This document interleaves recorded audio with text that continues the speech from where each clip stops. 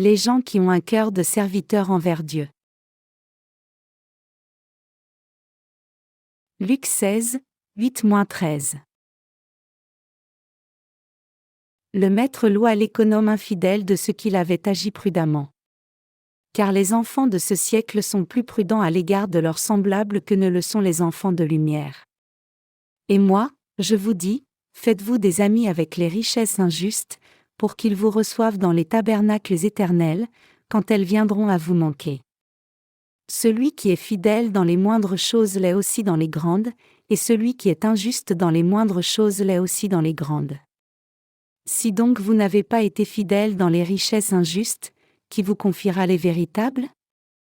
Et si vous n'avez pas été fidèle dans ce qui est à autrui, qui vous donnera ce qui est à vous ?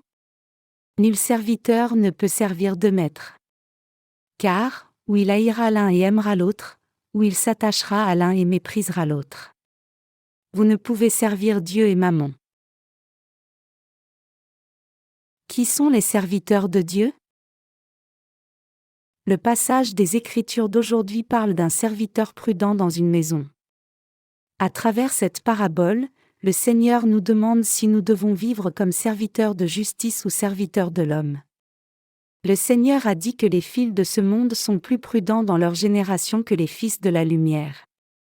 Il dit qu'il y a tant de gens à l'esprit vif dans le monde qui se comportent avec plus de sagesse que le peuple de Dieu. Nous pouvons appliquer son enseignement à notre vie comme suit. Supposons qu'il y ait un homme qui soit renvoyé à cause de ses retards et de son incapacité au travail. Il a réfléchi fortement à ce qu'il devait faire avant de perdre son travail, et a travaillé sur des documents pour remettre toute la dette qu'avaient les débiteurs de la société. Simplement, il a oublié des documents. Il a aidé les débiteurs de la société de cette façon. Précisément, il a commis les péchés de manquer à son devoir et de tricherie, mais focalisons-nous seulement sur sa motivation. Pourquoi a-t-il fait cela ? C'est parce qu'il voulait montrer de la bonté envers ses débiteurs quand il a perdu son travail. En d'autres termes, il préparait scrupuleusement son avenir. Le Seigneur a considéré cette action comme prudente. Avec le serviteur de la parabole à l'esprit, il a dit : « Les enfants de ce siècle sont plus prudents à l'égard de leurs semblables que ne le sont les enfants de lumière. » Même si cet égoïsme qui conduit les gens de ce monde est triste, le Seigneur le considère toujours comme un comportement prudent. À travers le passage d'aujourd'hui, nous les justes devons réfléchir à qui nous devons servir durant nos vies. Le Seigneur nous a dit de nous faire des amis avec les richesses injustes. Il a dit aussi : « Celui qui est fidèle dans les moindres choses l'est aussi dans les grandes, et celui qui est injuste dans les moindres choses l'est aussi dans les grandes. » Il a demandé de façon rhétorique si vous n'avez pas été fidèle dans ce qui est à un autre homme, qui vous donnera ce qui est à vous. Il nous dit aussi de ne pas servir de maître. Il a conclu en nous disant de fixer nos pensées pour vivre soit pour nous-mêmes soit pour le Seigneur. Nous ne pouvons servir de maître. En d'autres termes, ce monde ne peut pas être notre maître en même temps que nous servons Dieu comme notre maître. Nous devons choisir l'un des deux. Nous devons décider soit de servir le Seigneur comme notre maître, soit de servir le monde. Cependant, avant que nous ne prenions notre décision, il y a une chose que nous devrions considérer. Comment un homme juste peut-il vivre une vie sage et prudente ? Nous devons tous faire les choses scrupuleusement. Nous avons besoin d'un regard critique. Cela s'applique à nous aussi bien qu'à ce monde. Nous devons regarder en arrière les chemins que nous avons empruntés et décider ce que nous devons faire pour changer en vue d'une vie plus prudente. Si nous ne réfléchissons pas à ces choses premièrement, il n'est pas facile d'exercer un jugement vif et donc de faire les bons choix. Je voudrais vous montrer clairement que ce n'est pas la volonté du Seigneur pour nous de vivre au petit bonheur la chance sans s'examiner soi-même. Frères et sœurs, nous avons un maître totalement nouveau différent de notre ancien maître. Ce que notre nouveau maître attend de nous est complètement différent de ce que notre ancien maître nous demandait, donc si nous vivons notre ancienne vie à force d'habitude, nous ne pouvons pas plaire à notre nouveau maître. Cela nous conduira à une grande perte. Donc, Nous devons réfléchir attentivement à la façon de recevoir la grâce du Seigneur, et exercer le bon jugement. Frères et sœurs, aspirer à vivre pour le Seigneur est vraiment la vie juste. Nous devons changer notre style de vie centré sur nous-mêmes pour la justice du Seigneur. Le Seigneur nous a donné la parabole pour nous enseigner à réfléchir à l'avance si nous étions en mesure de gagner la guerre contre 20 000 avec 10 000 hommes, et d'envoyer une délégation pour demander la paix si l'on a peu de chances de gagner la guerre. Il nous a aussi donné la parabole qui dit de calculer à l'avance ce qui est plus profitable dans le processus de prise de décision. Donc, nous devons nous rappeler de la parole de Dieu et faire le bon choix. Cela nous conduira à mener une vie sans regret. Ceux qui vivent pour la justice du Seigneur cherchent son royaume et sa justice premièrement. Qui vit de façon attentive et prudente en se rappelant la parole de Dieu et en faisant les bons choix? Ce sont ceux qui vivent pour la justice du Seigneur. Ils calculent toujours prudemment à l'avance et essaient de mener une vie plus rentable qu'ils ne le font actuellement. Ils choisissent toujours ce qui est plus bénéfique pour eux et s'en tiennent à leurs décisions. Si vous êtes dans les affaires, il est naturel que vous gériez votre affaire pour davantage de bénéfices. Ainsi, vous êtes une personne d'affaires sage. De même, vous et moi devons aussi prendre le coût et le résultat de nos plans à venir en considération et réfléchir à la question de savoir pour qui vivre et chercher à mener une vie juste. Le processus de votre vie est aussi important que son résultat. La plupart des gens regrettent leur vie passée quand ils regardent en arrière à un âge avancé. La plupart des personnes âgées disent qu'elles ont vécu leur vie en vain quand on leur demande si elles pensent avoir mené une vie réussie. Elles ajoutent qu'elles vivraient absolument une vie différente si elles avaient une nouvelle chance. Vous et moi ne sommes pas encore arrivés à l'étape finale de notre vie, mais nous devrions pouvoir rendre des comptes sur notre vie sans aucun regret à l'avenir. Notre Seigneur sait bien où nous nous dirigeons. Si nous ne calculons pas le coût et le résultat de nos vies et vivons au petit bonheur la chance sans planifier notre avenir, nous regretterons certainement quand nous nous tiendrons devant le Seigneur. Donc, nous devons calculer davantage dans nos vies tout comme quelqu'un gère une affaire. Servir la justice du Seigneur, c'est comme gérer une affaire en un sens. Il y a une parabole dans la Bible au sujet d'un homme qui a donné quelques talents à ses serviteurs alors qu'il partait quelque part. Quand il est revenu, il a recommandé le serviteur qui avait gagné 5 talents avec les 5 talents qu'il avait reçus du maître. Il a aussi recommandé le serviteur qui avait gagné 2 talents à partir de 2 talents. Mais le serviteur qui avait un talent avait gardé le talent dans la terre, et a été repris et puni pour son infidélité. L'homme était vraiment insensé. Hier nous avions un peu de neige. Ce matin j'ai entendu aux actualités qu'un homme qui possédait un élevage de poules a perdu son affaire quand la tempête de neige a frappé les abris des poules et les a toutes tuées. Pendant l'interview avec un journaliste, il a dit avec amertume qu'il réfléchirait à ce qui était arrivé à son affaire et chercherait un nouveau travail. Mais quand je pense à cet homme, il aurait dû se préparer à une tempête de neige sérieuse. Il aurait pu éviter la tragédie s'il avait prévu le danger à venir. Malheureusement, la plupart des gens ne vivent pas une vie de prévention mais blâment leur destin pour leurs échecs. Évidemment, beaucoup de gens considèrent ce qui leur arrive comme une part de leur destin. Mais Jésus ne nous a pas dit quel travail nous aurions et comment vivre pour préparer l'avenir. Puisque nous avons reçu du bon sens, ceux qui ne se préparent pas à ces catastrophes sont insensés. Une telle personne est insensée et ne se prépare pas elle-même pour la destinée que le Seigneur lui a donnée. Même si vous et moi sommes nés de nouveau par l'évangile de l'eau et de l'esprit, nous devrions calculer avec prudence. Si nous ne le faisons pas, nous sommes aussi insensés que l'homme dont l'affaire a fait banqueroute à cause de la tempête de neige. Frères et sœurs, nous devrions consacrer nos vies à Dieu et vivre nos vies pour l'évangile de l'eau et de l'esprit. Nous pouvons voir clairement que c'est la bonne façon de mener nos vies quand nous calculons le coût et le résultat. Donc, quel genre de vie choisirez-vous? Il y a une grande différence entre l'homme qui calcule le coût et le résultat et l'homme qui ne le fait pas. La mesure du bonheur ou du malheur variera selon que nous mesurions le coût ou pas. Nous sommes tous des chrétiens nés de nouveau par l'évangile de l'eau et de l'esprit. Pensez-vous que Dieu dérouterait ses enfants? Je ne le pense pas. Je crois qu'il bénit plutôt ses enfants.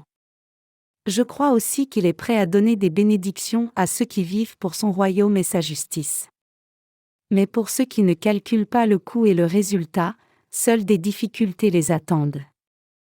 Donc, nous devons réfléchir à l'avance et calculer préalablement le coût et le résultat quand nous vivons. Nous devons réfléchir attentivement à la façon de vivre. Pour ceux d'entre nous qui sommes nés de nouveau, vivre pour le Seigneur est garanti. Mais si nous réfléchissons à la façon de donner davantage gloire à Dieu, il nous donnera la sagesse pour trouver la réponse aux questions que nous avons. Si vous discutez de vos soucis avec votre pasteur, vous devriez trouver davantage de solutions. J'expérimente toujours dans le ministère de l'Évangile au monde que Dieu ne manque jamais de pourvoir à nos besoins matériels. Cependant, nous devons réfléchir à ces bénédictions et prier beaucoup pour pouvoir recevoir ces bénédictions. Nous avons aussi besoin de calculer combien d'âmes nous pouvons sauver avec la somme d'argent que Dieu nous donne pour l'évangile de l'eau et de l'esprit. Nous les serviteurs de Dieu devons calculer le coût et le résultat des missions mondiales et prier et relever le défi de la tâche. Certains ministres vivent très pauvrement, alors que d'autres sont dans l'abondance. La différence vient du fait qu'ils calculent le coût et le résultat de leur ministère ou pas. Ceux qui se soucient de leurs conditions présentes vivent au jour le jour, alors que ceux qui vivent pour diffuser l'Évangile mènent toujours une vie abondante parce que le Seigneur accomplit et bénit leur vie. Donc, nous devons réfléchir de nouveau à ce qui nous est profitable. Je veux que vous vous rappeliez qu'il y a un grand fossé entre la vie qui a des plans attentifs, des prières, et des défis, et la vie qui n'en a pas. Nous devons calculer le coût et le résultat de nos plans et fixer un but clair à notre vie. Et alors nous devons en faire un défi en toutes choses avançant par la foi. Même en cette période de dépression, nous pouvons vivre pour la justice de Dieu. Même dans cette dépression économique, il y a beaucoup d'affaires qui peuvent se développer si l'on planifie attentivement et prie. N'avez-vous pas entendu que la crise peut être une opportunité? Certaines personnes deviennent riches en faisant des affaires, alors que d'autres échouent. La différence se trouve dans le fait qu'ils aient commencé leurs affaires après une recherche approfondie et un plan. C'est vrai pour ceux qui ne sont pas nés de nouveau autant que pour ceux qui sont nés de nouveau. C'est pour cela que nous devons toujours prier. Nous devons prier pour de l'argent pour notre Église. Si nous essayons juste de diffuser l'Évangile sans prier et sans défi par la foi, comment Dieu peut-il nous donner des bénédictions? Le Seigneur est Dieu le Créateur. Nous devrions utiliser notre cerveau pour prêcher l'Évangile. Alors que nous sommes prudents pour Dieu et pensons davantage à lui, nous aurons naturellement de bons résultats. Si nous demandons à Dieu davantage d'argent pour diffuser l'Évangile, Dieu nous en donnera davantage. Je crois que Dieu nous donnera davantage d'argent si nous prions, réfléchissons, et cherchons dans la foi. De nos jours, il y a beaucoup de gens qui sont forcés de prendre leur retraite du travail prématurément. Cela leur arrive parce qu'ils n'ont pas su calculer le coût et le résultat de leur vie. Ceux qui vont au travail, font leur travail avec un cœur partagé, rentrent chez eux, se lavent et vont se coucher sans autre défi, feront face à une retraite prématurément. En d'autres termes, ces gens ne réfléchissent pas à leur vie de façon créative. S'ils ont davantage de passion et réfléchissent plus progressivement en essayant d'être une personne que l'entreprise qui les emploie apprécie et dont on a besoin, ces choses ne leur arriveront pas. Si vous avez la foi, vous aurez de bons résultats à travers l'Église de Dieu. Je veux que vous croyiez que vous pouvez être le meilleur dans votre domaine quand vous apprenez la foi et êtes dirigé par les serviteurs de Dieu. Nous avons besoin de beaucoup d'argent pour prêcher l'Évangile aux gens du monde entier. Dans un temps comme cela, nous devons relever le défi par la foi et préparer un grand vase pour contenir toutes les bénédictions de Dieu. J'espère et prie que Dieu nous aide à trouver des affaires qui ont besoin de peu d'investissement et apportent beaucoup de revenus. Récolter beaucoup avec peu d'efforts est la logique principale de l'économie. Dans le message d'aujourd'hui, le Seigneur dit qu'un homme ne peut servir deux maîtres. Donc il est facile de calculer ce qui est le plus béni entre servir l'Évangile avec Dieu et avoir part à la gloire de Dieu quand il reviendra, ou être ami du monde et périr avec ceux du monde. Cependant, il y a certains saints qui ne calculent pas l'investissement et le résultat de leur vie. Frères et sœurs, notre vie ne revient pas une fois qu'elle est finie. La vie est unique pour tout le monde, donc nous devrions vivre sans regret. N'oubliez pas cela. Le temps qui est passé ne reviendra jamais. C'est comme ne pas pouvoir laver vos mains avec la même eau qui vient juste de s'écouler. C'est un aparté du sermon, mais il y a un bar appelé Lichong-dol, près de l'église de Chinchon. Je n'avais aucune idée de la signification du nom du bar la première fois que je l'ai vu. 2 mois plus tard, j'ai découvert que le mot était un acronyme de mots coréens signifiant « Rends-moi ma jeunesse ». Il me semble que la jeunesse du propriétaire du bar lui manque beaucoup. Mais comme vous le savez tous, la période de jeunesse que vous avez eue ne revient pas. C'est totalement impossible. Le temps passe comme un courant d'eau, et nous avons des regrets, alors que nous avons de bons souvenirs autant que de mauvais souvenirs en regardant à notre passé. Puisque le temps passé ne revient plus jamais vers nous. Donc, si quelqu'un peut se dire à lui-même « Je n'aurais pas eu ceci, si je n'avais pas fait tel choix à ce moment-là », il semble avoir mené une vie correcte. Tout homme regrette certaines choses qu'il aurait pu mieux faire. Le temps ne passe pas sans laisser tout le monde avec un sentiment de satisfaction ou de regret. Quoi qu'il en soit, je calculerai toujours les investissements et les résultats de mon mode de vie attentivement, peu importe que Jésus vienne demain ou dans 100 ans à partir de maintenant. Je vous recommande la même chose. Le temps passe pendant que vous êtes assis là, irréversiblement. Donc nous devons tout le temps calculer le coût. Ceux qui le font n'ont pas de regrets au sujet de leur passé. Ils peuvent avoir de petits regrets, mais ils ne se lamentent pas de ce qui leur est arrivé. Cependant, ceux qui mènent leur vie sans aucun calcul ni plan réfléchi finiront avec des regrets. Vous devriez savoir qu'il n'y a rien à gagner dans une vie longue sans calculer l'investissement et le résultat de votre vie, et vivant sans but sans jamais semer de semences d'une moisson future. Ceux qui ne vivent pas par la foi en la justice de Dieu regretteront sans faute. Ils diront avec regret dans leur âge avancé, « J'aurais pu apprendre et gagner davantage si j'avais marché en union au Seigneur par la foi. » La foi est la chose la plus importante pour que les justes mènent une vie satisfaisante. Alors que devons-nous faire pour avoir cette foi si importante? D'abord, nous devons apprendre cette foi auprès de nos prédécesseurs dans la foi, qui ont eu la vraie foi. En d'autres termes, nous devons suivre leurs pas en étant dirigés par des gens de foi. En un sens, mener une vie de foi n'est pas si facile. Même si nous sommes sauvés du péché et renouvelés, nous ne pouvons pas tout faire arbitrairement ou indépendamment. De plus, la foi ne grandit pas sans apprendre. Il est impossible de trouver quelqu'un ayant la foi qui n'appartienne à aucune église. Les gens qui ont quitté l'Église de Dieu tendent à s'opposer à son Église. Ils ne peuvent que mener une vie de regret une fois qu'ils quittent l'Église. Donc, nous devons apprendre la foi en la justice de Dieu auprès des gens de foi. C'est ainsi que nous pouvons vivre par la foi. Nous devons essayer de vivre par la foi à travers l'apprentissage et la prière. Dans l'histoire du monde, il y a des gens sans crainte qui ont essayé de conquérir le monde mais ont échoué. Ces tentatives sont si insensées et égoïstes devant Dieu. La seule chose qui plaît à Dieu est de conquérir le monde par l'évangile de l'eau et de l'esprit.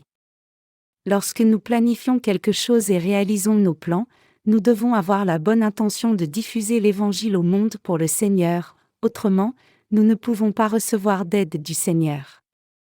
Puisque le Seigneur nous a dit de chercher premièrement son royaume et sa justice, nous devons mener une vie obéissante aux commandements en diffusant l'évangile de la justice de Dieu, pour l'expansion de l'Église de Dieu, pour le salut des âmes, et pour la paix de tous les hommes.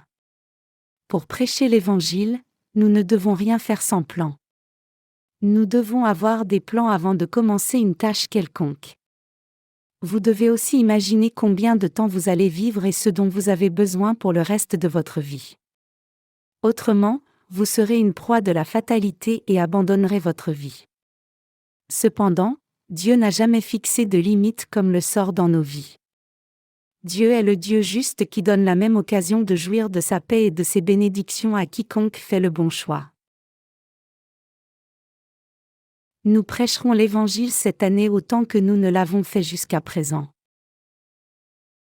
Jusqu'à présent, nous avons prêché l'Évangile de l'eau et de l'Esprit dans environ 110 pays du monde. Nous ne devrions pas nous contenter de cela, mais devrions essayer, prier, et chercher encore plus fort à prêcher l'Évangile aux pays non atteints de tous les coins du monde. Pour ce faire, nous avons besoin de plus d'ouvriers du ministère et de plus d'argent. Donc nous devons continuer à relever les défis dans la foi que Dieu pourvoit à tout ce dont nous avons besoin en son temps. L'argent ne pousse pas sur les arbres.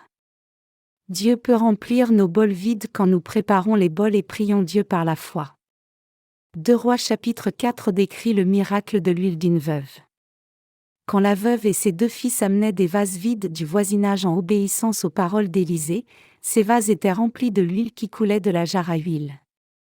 À partir de ce moment, la veuve et ses enfants ont mené une vie confortable. De même, nous devons préparer nos bols avant de demander à Dieu des choses matérielles. Nous devons faire l'œuvre en faisant de notre mieux à notre propre place.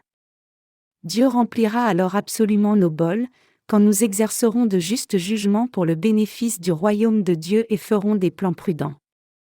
Cela signifie que nous devons toujours prier et chercher la bénédiction de Dieu avec des buts à l'esprit, voulant faire ce qu'il faut pour la diffusion de l'Évangile.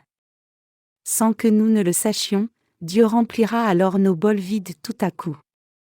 Le Seigneur a dit, « Si vous, méchants comme vous êtes, savez donner de bonnes choses à vos enfants, à combien plus forte raison le Père qui est dans le ciel donnera-t-il de bonnes choses à ceux qui les lui demandent » Matthieu 7h11. Quand nous regardons ce monde avec les yeux de la foi, nous pouvons dire que des multitudes de gens viendront au Seigneur quand il reviendra dans ce monde. C'est le temps maintenant pour semer les semences de l'Évangile. Plus nous plantons de semences, plus de moissons nous aurons. En d'autres termes, plus nous prêchons l'Évangile, plus de bénédictions nous recevrons à l'avenir. Nous aurons des fruits abondants ici et là au temps de la moisson.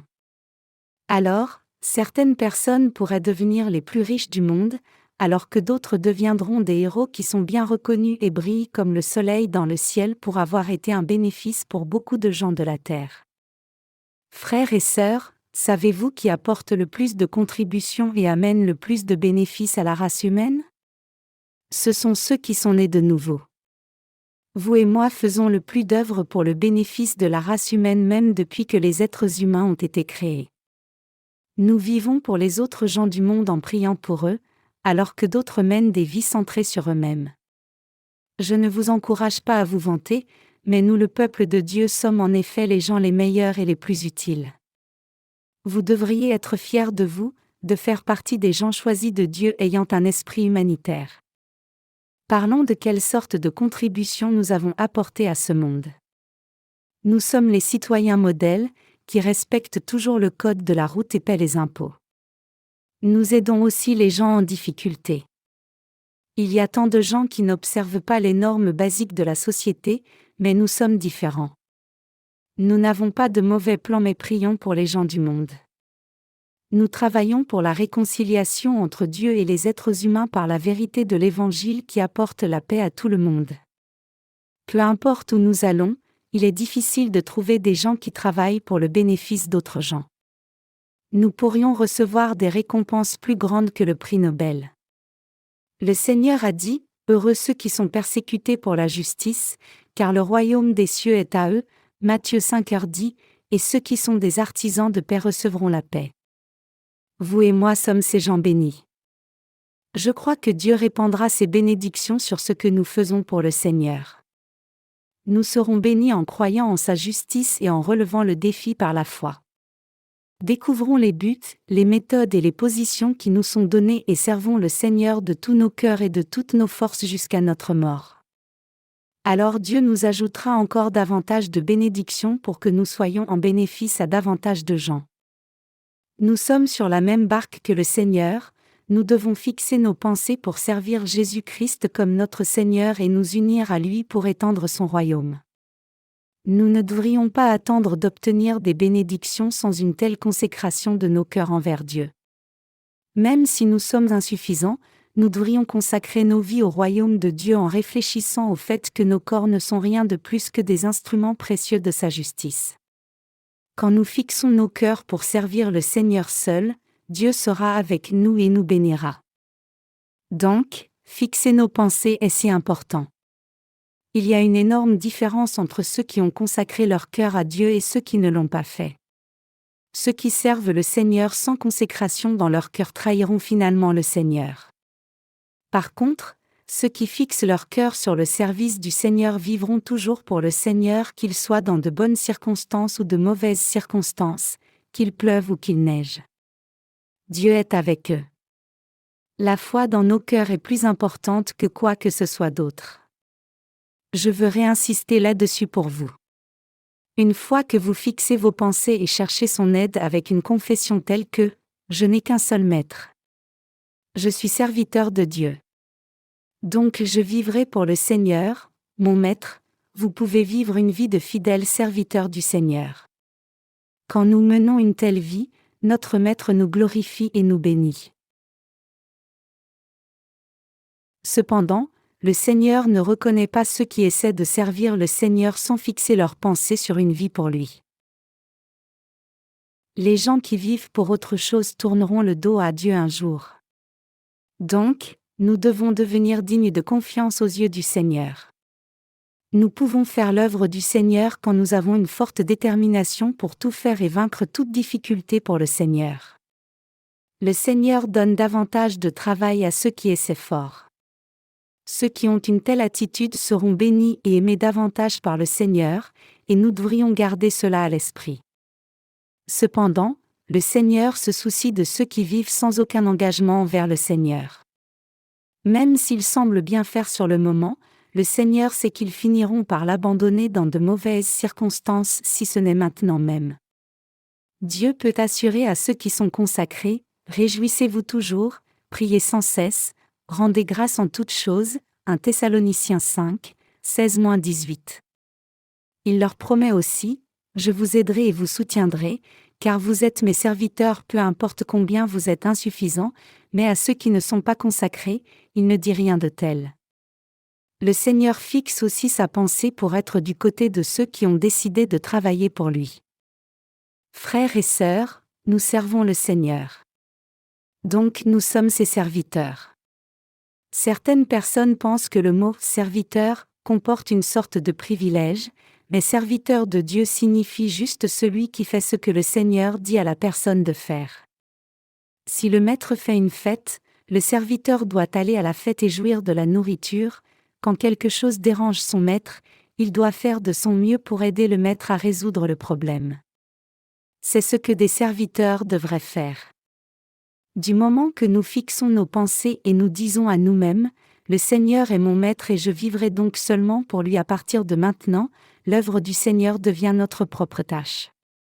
Nous, en tant que ses serviteurs, devrions travailler dur pour le bénéfice du maître et prendre bien soin des possessions de notre maître. Les serviteurs de Dieu ne sont pas fatigués lorsqu'ils font l'œuvre de Dieu. Notre corps peut se fatiguer, mais nos cœurs seront toujours heureux et paisibles quand nous faisons l'œuvre de Dieu. Faire l'œuvre de notre Maître, c'est comme faire notre propre travail. C'est parce que nous sommes un dans un sens, même si nous sommes dans la relation de maître à serviteur. Dans le film Ben-Hur, le personnage principal revient chez lui après un exil. Quand il est rentré, sa vieille maison était complètement ruinée. À ce moment-là, quelqu'un apparaît. C'était la fille de son vieux serviteur qu'il avait avant de partir en exil. Elle l'a mené quelque part, où il a trouvé son vieux serviteur avec une jambe amputée. Il a découvert que ce serviteur a dû subir la torture à cause de lui, et il l'a porté sur son dos jusqu'à la maison. Puis il est tombé amoureux de la fille du serviteur, qui était restée dans la maison. Le serviteur dans le film n'a jamais blâmé son maître même s'il avait souffert d'une grande douleur quand sa jambe a été amputée à cause du maître. Il ne s'est pas non plus lamenté de son sort, ni n'a blâmé l'indifférence de son maître. J'ai été réellement touché par l'attitude de ce serviteur quand j'ai regardé Ben-Hur. Des serviteurs peuvent souffrir à cause de leur maître, puisque leur vie est liée à la vie de leur maître. Les serviteurs fidèles devraient avoir la même attitude que le serviteur de ce film, qui était désolé de ne pas avoir pu servir son maître aussi bien qu'il ne le faisait auparavant, sans prétendre à aucune justice quand son maître est revenu. Il est inutile de mentionner qu'un serviteur devrait partager la joie de son maître. Tout comme un gestionnaire prend soin d'une maison, puisque c'est son travail, le travail d'un serviteur de Dieu est de vivre pour Dieu et de mourir pour Dieu. Il est naturel pour les serviteurs d'être glorifiés ainsi que d'être humiliés pour le Maître. De même, nous devons tous devenir les fidèles serviteurs du Seigneur. Nous devons toujours nous rappeler que les affaires du Seigneur sont les nôtres, que sa gloire est nôtre, et finalement que notre Maître est le Seigneur Jésus-Christ. Avec une telle attitude dans nos cœurs, nous pouvons tout faire avec joie. En nous rappelant que tout vient de Dieu, nous devrions toujours nous réjouir, prier sans cesse, et rendre grâce à Dieu. C'est le vrai état d'esprit d'un serviteur fidèle. Si nous nous considérons nous-mêmes comme maîtres de nos propres vies et essayons de faire les choses avec nos propres idées et notre volonté, nous ne pouvons pas faire l'œuvre du Seigneur volontairement. Nous devrions toujours discuter de ce à quoi nous pensons et être unis aux autres saints au risque de vouloir faire nos propres choses dont nous avons envie. Pour discerner et faire l'œuvre de Dieu plus efficacement, nous devons consulter les serviteurs de Dieu et nos partenaires, et prendre des décisions sur la base des discussions que nous avons avec eux. Celui qui peut travailler avec un cœur joyeux pour le Seigneur, quelle que soit la tâche qui lui est donnée, est vraiment consacré au Seigneur. Une telle personne peut tout faire avec un cœur motivé. Elle peut se sentir ennuyée de son propre travail, mais elle essaiera de mieux faire l'œuvre du Seigneur. Par contre, ceux qui se considèrent comme leur propre maître eux-mêmes prennent des décisions sur la base de ce qui leur est bénéfique ou non. Cependant, les serviteurs du Seigneur ne choisissent ni ne sélectionnent ce qu'ils veulent faire pour le Seigneur, aussi longtemps que c'est pour le Seigneur. Ils savent qu'ils seront bénis pour cela dans le futur. Il y a deux sortes de croyants, ceux qui sont devenus leurs propres rois et ceux qui servent le Seigneur comme leur roi. Quand nous comparons les cœurs de ces deux groupes, nous pouvons voir que le cœur de ces derniers est plus paisible que le cœur des premiers. Ceux qui servent le Seigneur comme leur maître font tout pour la gloire de Dieu, peu importe ce qu'ils mangent ou boivent. Ils alignent tout sur la volonté du Seigneur, leur maître. Les serviteurs fidèles de Dieu ont le courage de faire ce qui semble fou aux yeux des gens mais profitable au Seigneur, le courage de refuser de faire ce qui semble bénéfique pour eux-mêmes mais non pour le Seigneur. Frères et sœurs, n'avons-nous pas servi le Seigneur de cette manière? Nous avons travaillé pour le Seigneur sans cesse. Prêcher l'Évangile dans plus de 110 pays s'est-il fait pour nous? Si nous avions travaillé pour satisfaire nos propres désirs, nous n'aurions pas pu prêcher l'Évangile dans tant de pays. Si quelque chose est pour nous, nous pouvons être satisfaits de petites réalisations. Mais quand nous faisons les choses pour le Seigneur, notre Maître, nous ne pouvons nous arrêter à de petites réalisations. Nous n'avons pas de temps pour jouir de ces petites réalisations parce que nous voyons beaucoup d'autres choses à faire. Le cœur des serviteurs fidèles est très différent du cœur de ceux qui sont leurs propres maîtres. Il y a aussi des caractéristiques distinctes entre les gens qui vivent pour d'autres personnes et les gens qui vivent pour Dieu. Servir dans le ministère est la même chose. Ceux qui servent pour Dieu et ceux qui remplissent les devoirs pastoraux pour les gens selon la situation sont différents aussi. Puisque leurs buts sont différents, le moyen et les résultats sont tous différents. Leur commencement semble similaire, mais quand un problème arrive, chacun des groupes montre des façons et des attitudes différentes pour gérer la situation. Ceux qui servent Dieu comme leur maître peuvent comprendre ce qui s'est mal passé, se détourner, et se mettre du côté de Dieu dans ces situations troublées. Au moment de la prise de décision, ils se tiennent toujours du côté de Dieu. Mais ceux qui ne sont pas consacrés arrivent plutôt à trahir le Seigneur et poursuivre leur propre intérêt dans ces situations-là. C'est pour cela que la consécration du cœur est si importante dans le service du Seigneur. Ceux qui ont fixé leur cœur envers Dieu peuvent professer « J'abandonnerai ma vie et vivrai pour Dieu ». C'est digne puisque l'Évangile est si précieux et apporte un bénéfice aux gens. Donc je travaillerai pour le Seigneur et vivrai pour lui de tout mon cœur. Dieu chérit ceux qui ont une telle foi. Dieu ne prendra-t-il pas soin de tels serviteurs fidèles? Donc, vous et moi devons devenir de véritables serviteurs. Évidemment, chacun doit devenir un tel serviteur fidèle du Seigneur. Mais il n'y a pas beaucoup de serviteurs fidèles de Dieu. Nous avons besoin de vrais serviteurs et pas de simples serviteurs. Quand nous consacrons nos cœurs à Jésus-Christ et fixons nos cœurs pour vivre pour lui, Dieu peut faire des choses merveilleuses à travers nous. Peu importe combien une grande foule suit le Seigneur, s'ils ne sont pas consacrés, ils sont tous inutiles pour le Seigneur. Ils n'ont aucune utilité pour Dieu. Ils vont plutôt s'enfuir s'ils voient la moindre arme. Cependant, les serviteurs vraiment fidèles de Dieu n'ont pas peur de quoi que ce soit dans le monde. Nous pouvons faire la même chose en retour, nous devrions jeter l'arme de la vérité aux gens de ce monde en retour. Ne servons pas de maître mais servons seulement un maître. Fixons nos cœurs pour vivre pour le Seigneur. Fixons nos cœurs envers le Seigneur peu importe combien notre vie devient difficile. Je crois que Dieu accomplira des choses une fois que nous lui consacrerons nos cœurs. Frères et sœurs, vivons par la foi. Et vivons comme serviteurs de la foi. Nous sommes les serviteurs du royaume de Dieu. Les serviteurs de Dieu sont vraiment heureux. Ils ne sont pas des serviteurs ordinaires qui travaillent pour les gens du monde mais les serviteurs de Christ. Comme vous le savez tous, il y a des gens qui sont esclaves d'autres gens. Rions-nous d'eux quand nous les voyons. Celui que nous servons en tant que maître nous met dans une position différente. Nous servons le maître qui est digne de nos vies. Il est plus que digne de nos vies. C'est une grande bénédiction d'avoir un si grand maître. Nous sommes des gens si bénis. Heureux ceux qui ne sont pas désolés de se sacrifier eux-mêmes pour servir le Seigneur. C'est réellement digne d'être serviteur du Seigneur. Au contraire, ceux qui servent des maîtres indignes sont réellement pathétiques. Notre maître est le Seigneur seul. Je crois que Dieu nous aidera et travaillera à travers nous quand nous fixerons nos cœurs pour prêcher l'Évangile diligemment et faire l'œuvre du Seigneur. Il le fera certainement pour nous. Tout ce que nous devons faire c'est chercher, demander et frapper par la foi et préparer les vases. Et nous devons continuer d'avancer par la foi. Dieu nous aidera et accomplira tout à travers nous par sa force toute puissante, alors que nous avançons en cherchant son aide. Je crois que c'est la vérité. Je crois que vous le faites tout aussi. Frères et sœurs, vivons par la foi. Nous pouvons simplement livrer toutes nos inquiétudes au Seigneur et mener une vie de prière focalisée sur l'œuvre du Seigneur.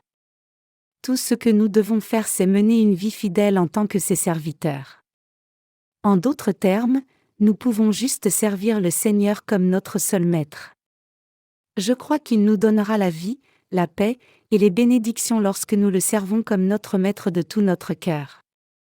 Je termine ce sermon avec un cœur reconnaissant envers le Seigneur.